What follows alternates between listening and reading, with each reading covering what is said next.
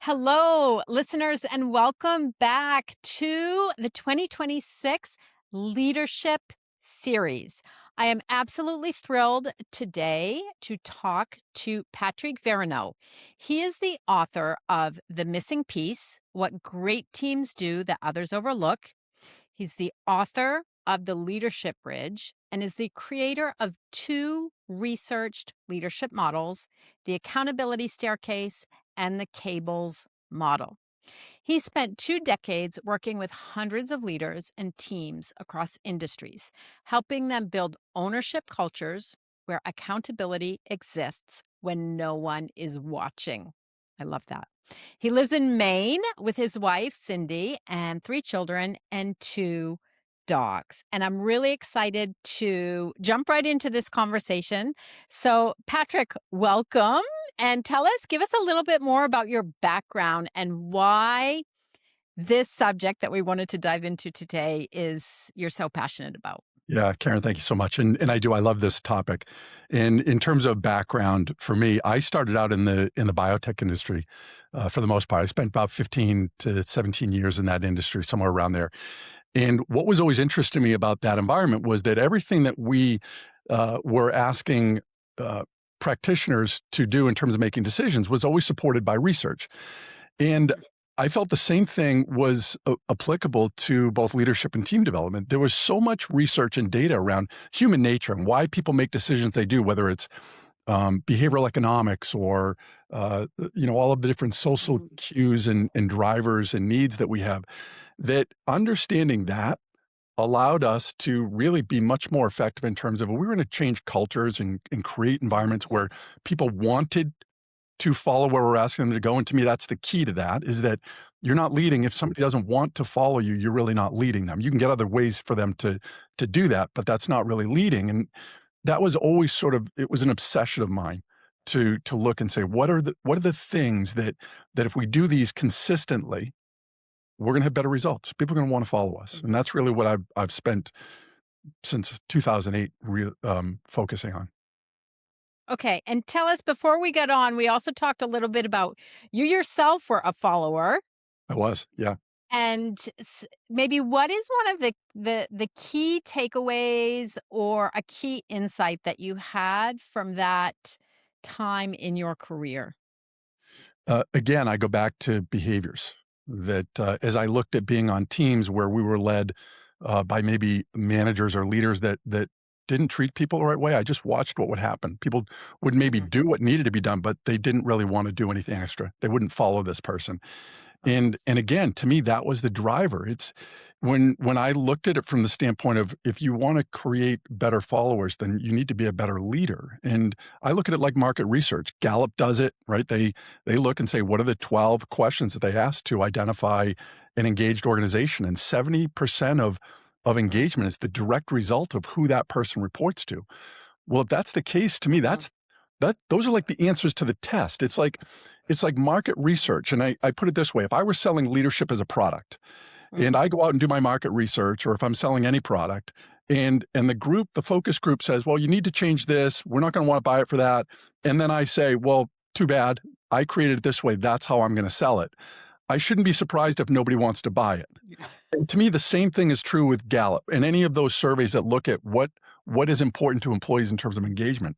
If you choose not to listen to what employees are saying is important to them, then you're missing the opportunity for them to buy your leadership. And tell me why, like in 2026, do you see things changing? Or maybe since COVID, have you seen things evolving at all, Yeah. but for better or for worse? I think it's better in some regards, but certainly I think it's worse if we don't change our model in terms of how Okay. we lead. Tell me about that. And so if you look over the last 5 years, let's say, and you look at research that's done through Gallup, you'll see that there's a trend that continues to keep going in the wrong direction. That I think we're at a 10-year low in terms of employee engagement, whether it's manager engagement or employee engagement. I think manager is around 27% and employees are around 30% in terms of engagement. What to me is interesting about that is if you look at a word accountability, which is the buzzword that I've seen over the last 5 years, that word, if you were to do a sort of a Google Trends on that, that word has continued to increase in terms of how often that is searched. And I look at those 2 things and say, that's not a coincidence. There's a correlation there between Mm, those 2. And I think when we try and solve our problems by adding more just accountability to it, we're pushing ourselves further away from actually solving the problem because that requires ownership, not just mm. accountability. That's the difference that I see. And so, what do you think? Let's start first with the challenges and Yeah, then go into some of the solutions. What do you think today, if you're thinking about, the people that you work with and the research that you've done personally, what are the biggest challenges today in terms of for companies, and how does accountability fit in? sure. Well, a couple things. I think people are being asked to do more with less. I think we're Mm, seeing that. Um, I think as well, as it relates to COVID, and I again, I think of this as sort of on the good side. I think COVID really forced a lot of people to really think in terms of what's really important to me. What do I really want? mm, Right? And do I what's this transaction between work and home and personal and mhm, professional, what am I willing to sacrifice anymore? And I've seen it. I think that has changed. And what's interesting is if you look at some of the data again, going back to Gallup, the one of the demographics that has the lowest engagement for managers are individuals under 35. And to me, I think of cost of living today. I think mm, of that bargain that older generations made with, yeah, they worked hard, but also there were perks. They could buy a camp up in Maine on a lake mm, and go away to. You know, under 35 today, good luck buying a house in some markets, right? yeah. Because it's just so Mm, out of line with what they can afford. And I do think that that weighs on people. It's sort of like, what am I doing? I'm working all these mm, hours and I'm just getting by. So I think mm, we have to be aware of that in terms of that shift that's being made because it's real. I mm, have three kids. My oldest is 28. I hear the stories, right? yeah. And I see it on a regular basis with young leaders, young managers that are they wanna do well, but they're struggling as well. Um, and so what are talk me through some of the solutions or things that maybe,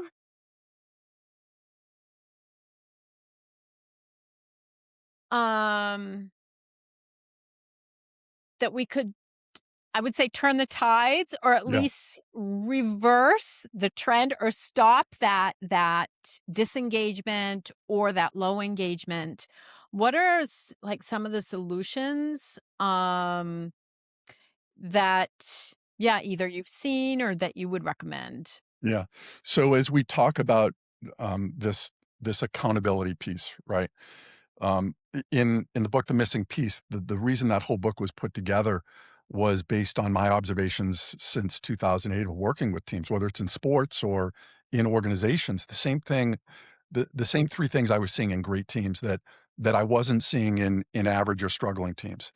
Uh, and all the only difference was the sequence in which they were done. So all teams, whether you're struggling, average, or great, do 3 things. They support each other, they celebrate each other, and they challenge each other. And if you think about this like a Venn diagram, and that's what I show in the book, is that struggling and average teams, what they've done is they've started with the challenge piece. And they've said, you do these things, and then we'll support you, and then we'll recognize you. Well, you can't build a strong team when people don't feel as though those around them have their backs. So the sequence is wrong. Great teams, they do the same 3 things, but the sequence is reversed. What they do is they start with support. And one of the words that they or one of the phrases that I will often say, it's when you support each other, you have each other's backs. Whether Mm, you're teammates or whether it's the person that the coach or the manager or the leader, when people are around that person, they truly feel as though that person has their backs, right? That's different. Mm. When you're challenged by somebody you feel like truly has your back, you might still not enjoy it, but it comes from a place that you know, this person just isn't trying to make your life miserable. They're trying to make you better. And so It's what are challenge in a some of the positive way. behaviors? Yeah, sorry, I cut you off. Yeah, Go no ahead. worries. So some of the behaviors. Yeah. Um, so that's where this model, one of them that I created called cables, really comes into play. Is cables is just like a bridge, and that's the analogy that I will often use is that with a Ah, cable bridge, the strength of that bridge is all made by the number of individual cables that are intertwined within that massive one cable that runs tower to tower. And the more behaviors that you demonstrate in a positive way, if you think about it, every time you're doing that, you just add one more strand to this thing. So the bridge continually gets stronger and stronger. And if you think about it that way, every relationship we have with somebody else, whether it's personal, professional, doesn't matter. It's like it's individual bridge that you and I, mm, we're building a bridge as the more we interact with each other, we build a bridge, and it's based on these 6 research behaviors. The first one being consistent. That's the first cable or consistency. It's all about walking the talk. Is if what I say and what I do is not the same thing, then my bridge is already going to be unstable, right? mm, Because who wants to follow somebody that says, "Well, no, you do this, but I don't do it myself," right? We don't mm, have a lot of credibility in that. So the next one is appreciation, and it's about recognizing people for what they are and for what they do. It's an important one, and again, all of these sort of have neuroscience behind them. yeah, Appreciation, recognition has there's so much research around when people recognize the impact that that has in terms of dopamine levels. We know what mm, dopamine does. It creates happiness in us, right? So when we're doing that, this isn't about 8th place trophies and everybody gets a sticker. It's about yeah, understanding the science behind when you recognize people, you're naturally you're like a natural increaser for positive endorphins in them. That's how you can yeah, look at that. mm, Belongingness is the next cable. That's about connection, about creating relationship with people, inclusion. Again, a mm, lot of research what happens when people feel as though they're excluded from groups. The physical part of the brain is the same part of the brain that experiences social isolation, that experiences physical pain. That's the importance of that one. mm, wow, Listening is the next cable that we talk about, and not just listening to respond, but listening to understand, right? Really yeah, taking the time, and we talk about the strategies in terms of what that means. The next is empathy. That's the next cable, which is mm, around imagining being where somebody else is. And I think the confusion part or the reluctancy on some individuals when they hear the word empathy is they think, this means I have to agree with you. And it doesn't. yeah, Empathy is just about imagining where somebody else. Doesn't mean I have to agree with you, but I at least have mhm, to try and see things from your perspective. yeah, And then the last behavior, the last cable that we talk about in terms of building these relationships is specifics. And that's all about setting clear expectations. What do we need mm, from each other? And then following through on those things. And if you think about this in terms of the cables as an acronym, as a model, it circles right back to the beginning of this thing. Because if I set the right expectations, what we expect from each other, then now all I need to do is walk the talk, model yeah, those things. And now we're right back to the big and the more we do that, the stronger these bridges become. So when we talk about building great teams, right? Support, celebrate, and then challenge. All of those 6 behaviors come in at different points in terms of being able to satisfy one of those pieces of the Venn diagram. okay.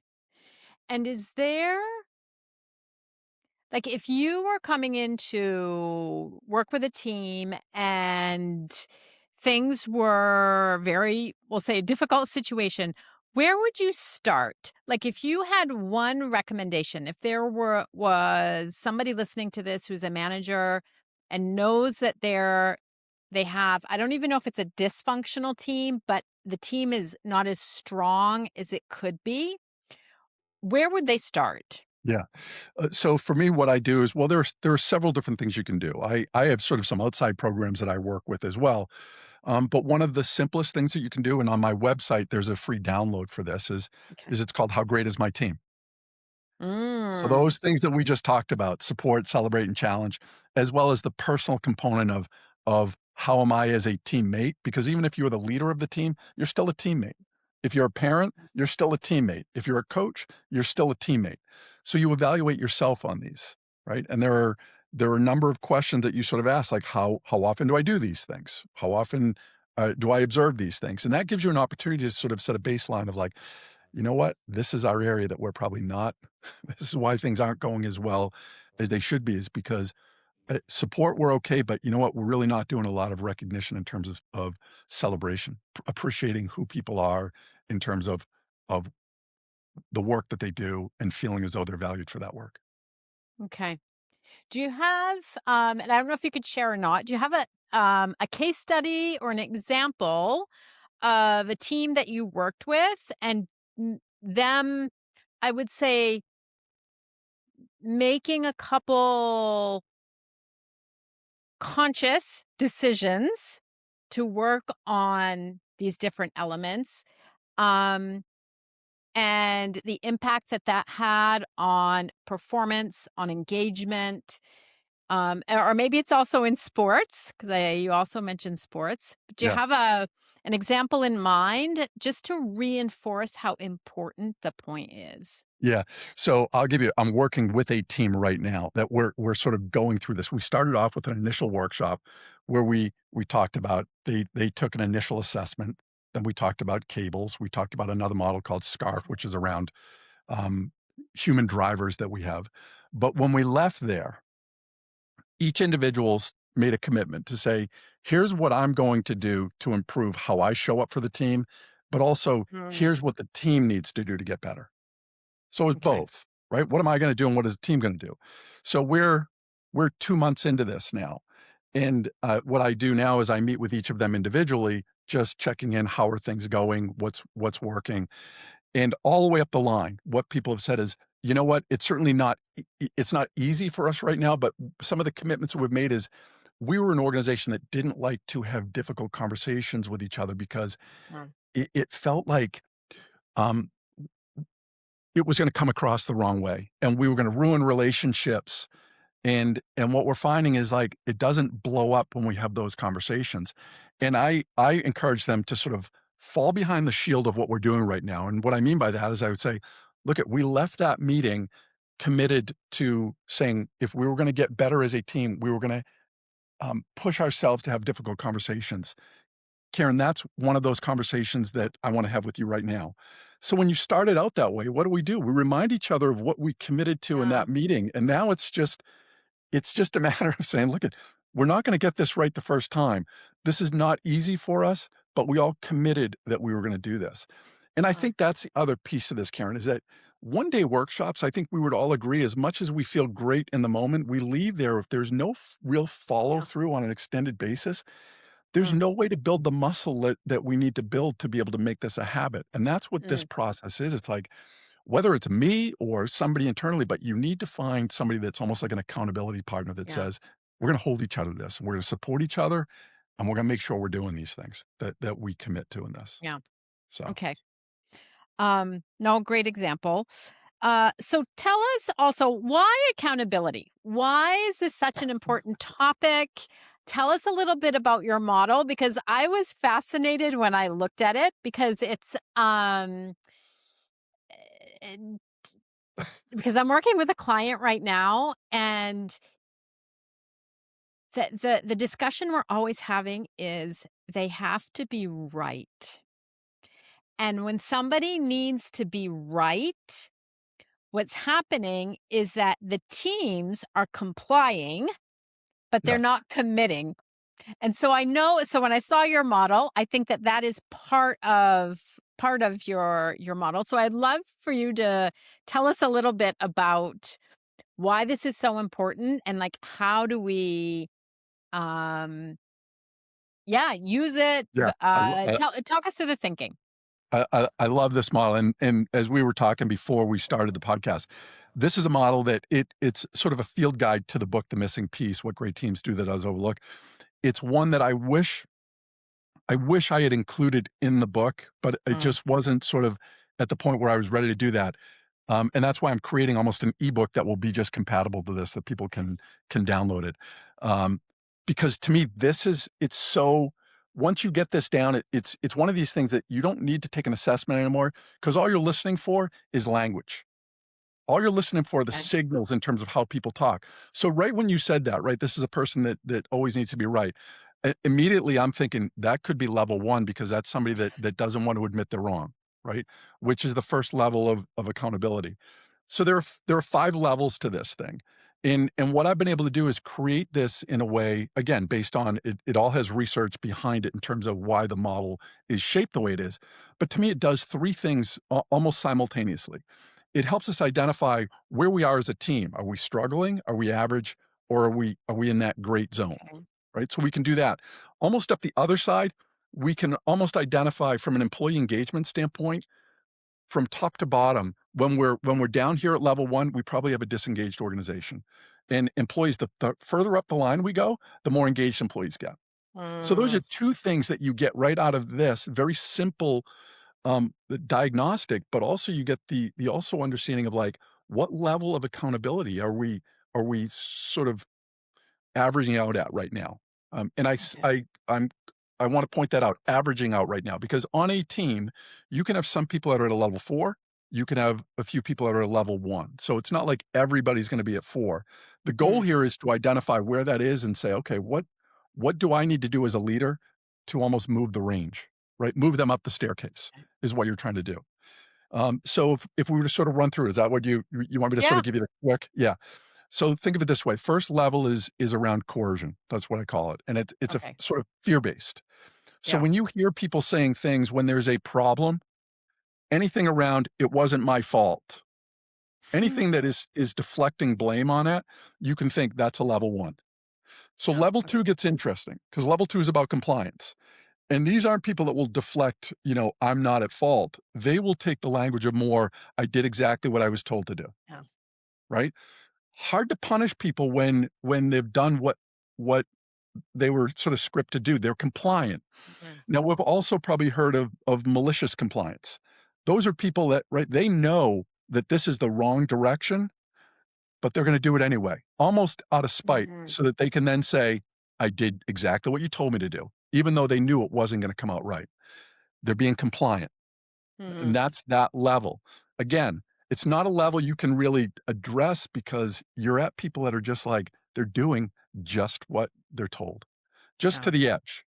Level 3 is the trap for organizations because level 3, you can have really solid performers. We could have a whole team, all 5 of us on a team are great at what we do on this team.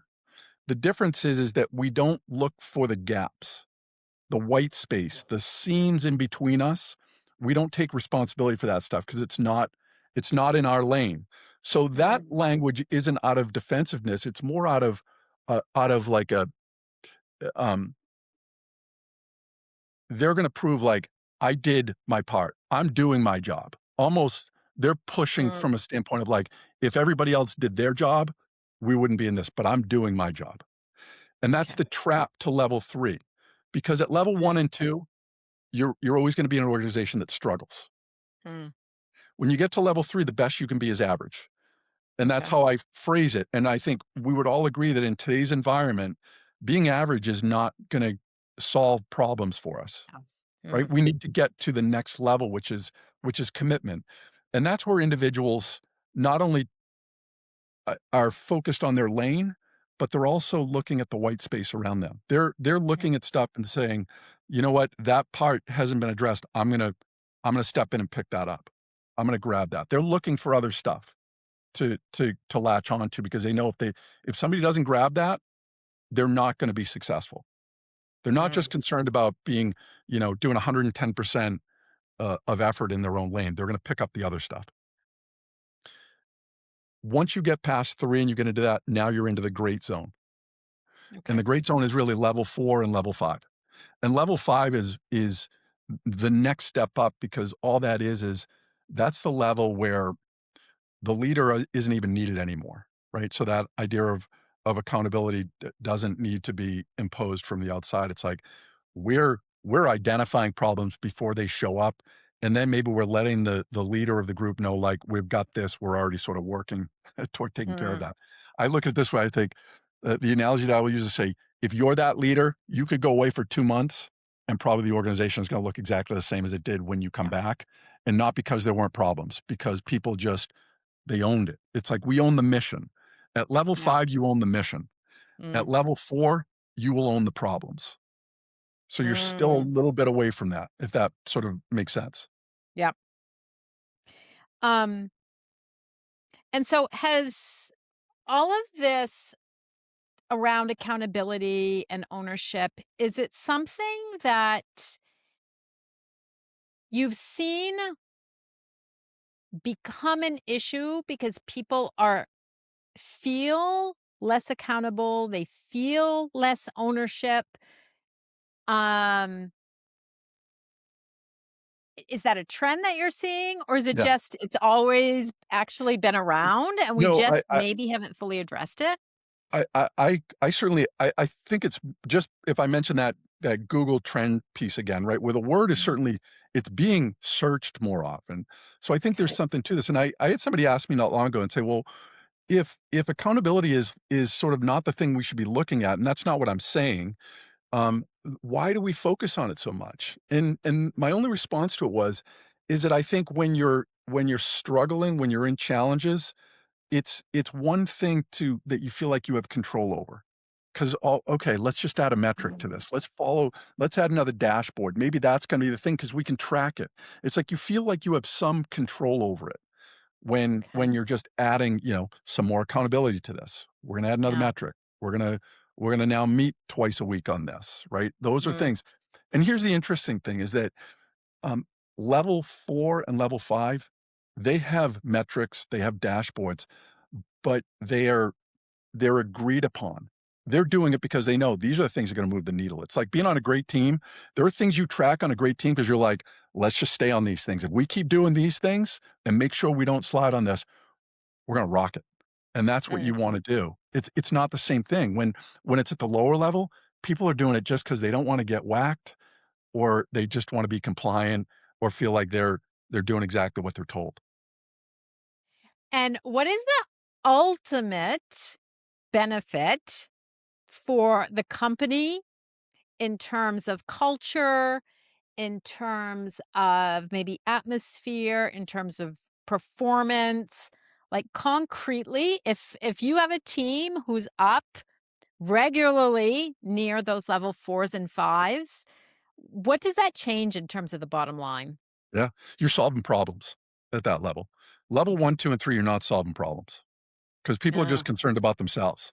It's not okay. till people will look outside of what's important to them that all of a sudden you start to recognize, like, here are some things that we should be doing differently that you can Oh. it's not in my lane, but I see some other stuff that's being done.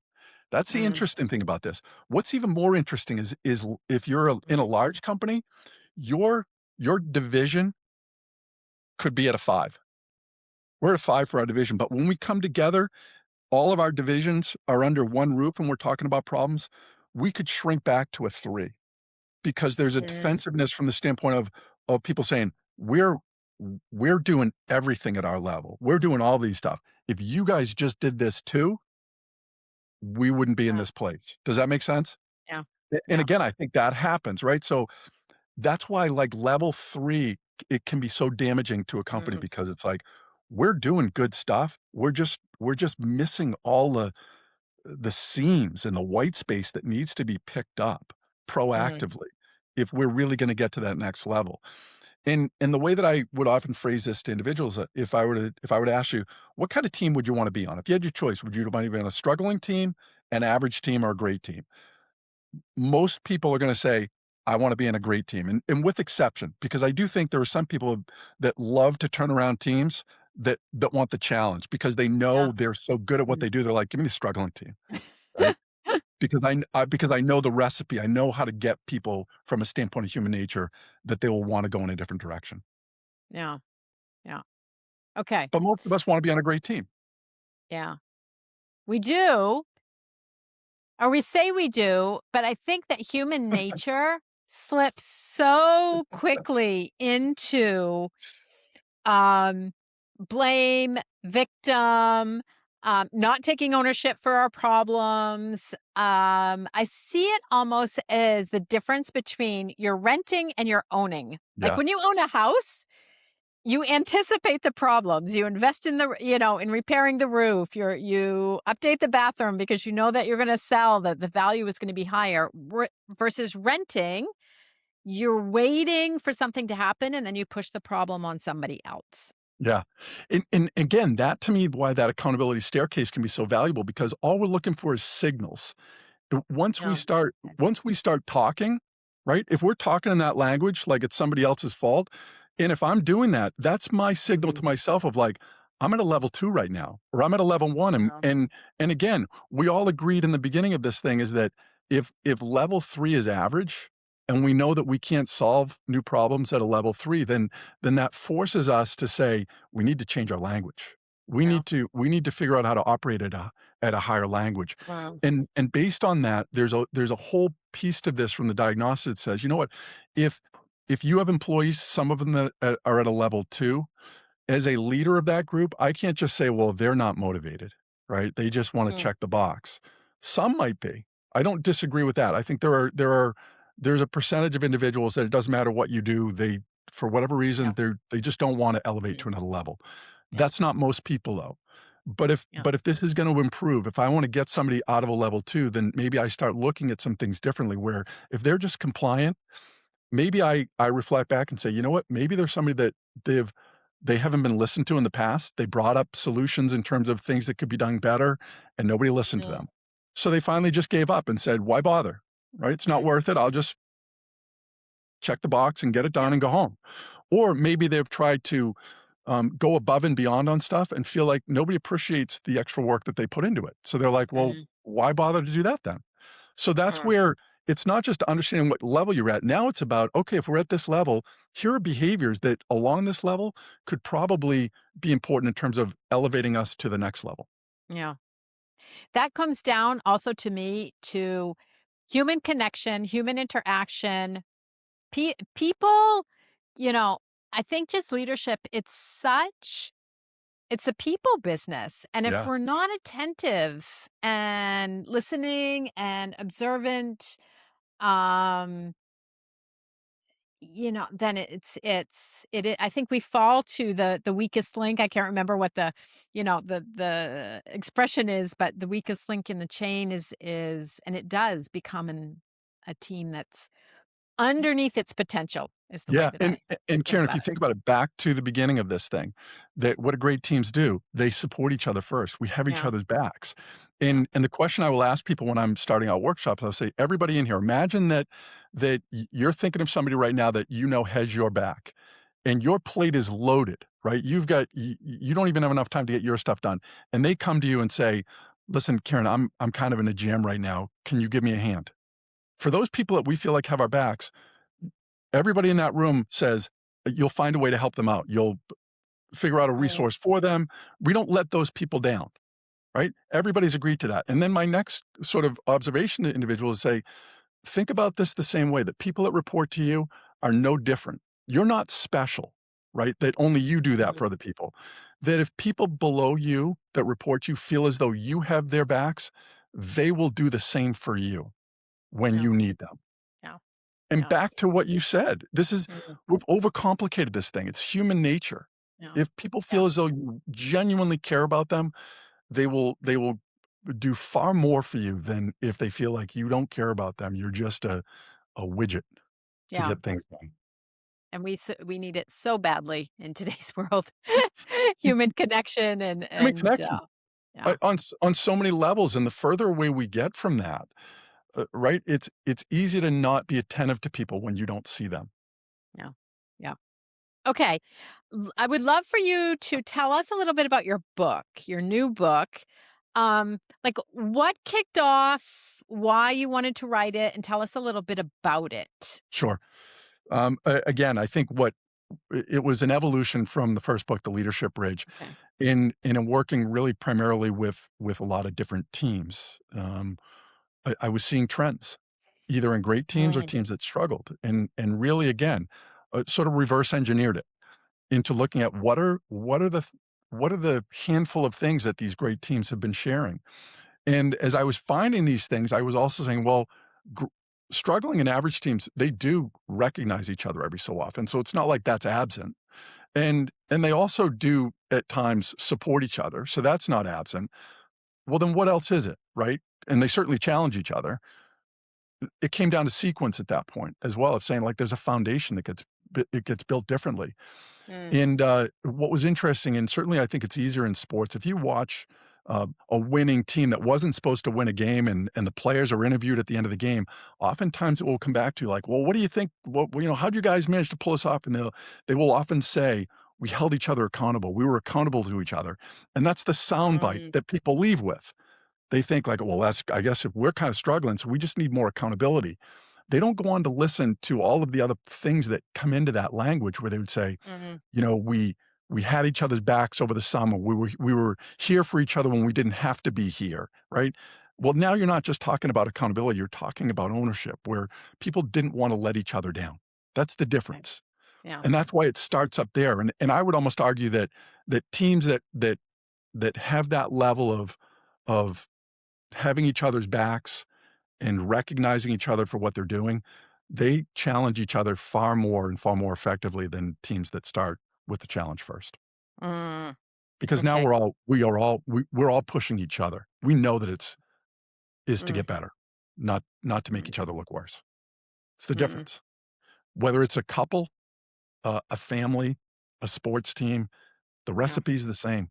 Great teams exist everywhere. Home, work, personal relationships.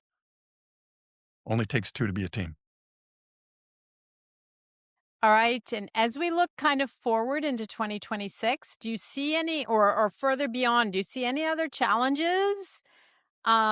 Any premise of also things that are getting more challenging or actually better? Because we tend to focus on the challenges, but like what's great? Tell me, Yeah. I'm going to change my question. Tell me what's great and a really positive evolution that you see happening Yeah, in well, a couple things. I think people taking more, responsibility for their own well-being, I think is really okay. good.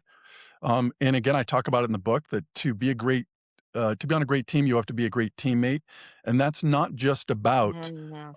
being there for other people. As a matter of fact, one of the things I talk about in the book is I say, there is an I in team. There is absolutely an I in team. And what I mean by that is you have to take care of yourself. If you don't take care of Okay. yourself physically, emotionally, Mm, spiritually, you can't give what you don't have, right? It's hard to be there for other people when you haven't done the things to make sure that yeah. you're in the right state yourself. So I think more of that I'm seeing start to happen. It's vital, right? Yeah, Is to take care of yourself first. it That's when is. you really can be a great teammate and be there for other people when you've done that first. I would Okay. say a couple other things that I've noticed in the book in terms of trends that I think are important is one of the things I talk about is a belief system. That Okay. to make a great team happen, requires a belief system and not belief, but actually believe. And what I mean by that is you have to believe that what you're being asked to do to make changes to build that team is worth the effort because it does take work, Mm, right? If you don't believe it's important, then it doesn't matter, how strong the research is. If you don't believe that that's important, you won't do it. You won't follow through on it. And yeah. the other thing that I think is really important is what I find great teams do that other teams, might not respect as much is what I call the 1%. And what I mean by the 1% is I think it's hard to notice at times, 1% Mhm. improvement, and it's easy to overlook 1%, decline. And a Mm, and the 1% improvement I think is important because a lot of these things that we talk about in terms of behaviors, recognizing people being better at listening, you're not gonna see the payoff in day 2 from other people. They're not gonna change who they are. So you need to stick with these things knowing that, you know what, maybe it's a month before somebody really notices or I start to see a difference. But on the mm, flip side is once you get to that level that you feel like you're at a great place, you can't stop doing the things that got you there. The yeah, maintenance needs to continue to happen because again, you don't notice the 1% decline until all of a sudden you have a crisis again. yeah, Now you're 2 months out and you're like, "How'd our team get here? How come we don't get along anymore?" It didn't happen overnight, it happened over time. It just got to the point where now it compounded to the point where, like, you're noticing it. So, I would say going into this year, a belief system. You have to believe that this stuff is yeah. important, and you Okay. have to be aware of 1%, the importance of the Mm, 1%. okay. Great. Fantastic. I mean, so many great topics, and it's just I just wanna also thank you for it's important. These things are important, and because when I think also when we're looking for companies to succeed, and we are going towards more AI, and I don't want to crap all over AI because I think there's a lot of really good things in it.